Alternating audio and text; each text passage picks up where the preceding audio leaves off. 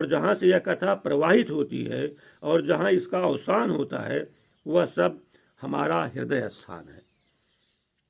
दूसरी जगह इसके लिए कोई और नहीं है। हमारा अंतःकरण ही वह स्थान है, इसीलिए इसको मानस कहते हैं। रामचरित मानस। जब हम उसको बाहर से जोड़ेंगे, अंतःकरण से नहीं जोड़ेंगे, तो भेद पैदा होगा, भिन्नता पैदा होगी। हम वो रामचरित मानस, उसका स्थान ही मानस में है। इसे समझना पड़ेगा, तब सही तरीका समझ में आएगा कि मानस को कैसे पढ़ना है और ये मानस को किस रूप में समझना है। और नहीं तो प्रसंग आ गया कि दशरथ के घर राम पैदा हुए, तो मन चला गया वहां, अयोध्या पहुंच गया। फिर राम चित्रकूट गए तो मन चित्रकूट पहुंच गया। ऐसा ठीक नहीं है, ये गलत तरीका है। हम कोई भी प्रसंग पढ़ें या कोई भी प्रसंग सुने, मन हमारा अपने अंदर ही ढूंढे, अपने अंदर ही उसको खोजे, बाहर न भागे। क्योंकि सारी चीजें, सारे स्थान और सारे पात्र यही हैं जो मैं आपको बता रहा हूं। बाहर के चित्र मन में आने ही न पाए।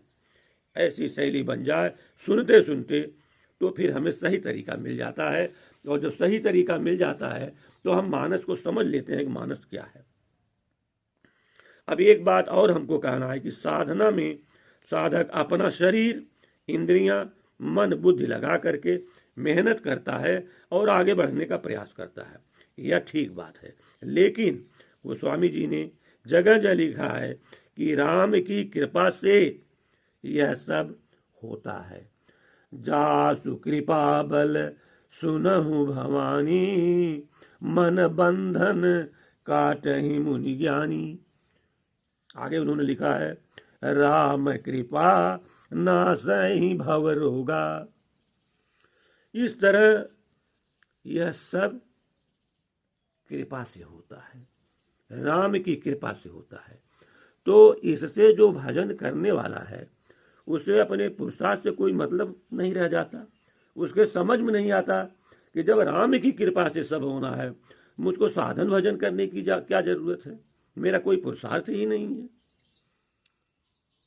कृपा के आश्रय आप बैठ जाएंगे तो आपके पास साधन भजन अनुराग वैराग्य आदि तो करने को है, लेकिन कृपा कैसे, कहां से मिले, यह प्रश्न मन में उठता है और ये भ्रम भी पैदा होता है कि फिर साधन भजन का महत्व क्या है?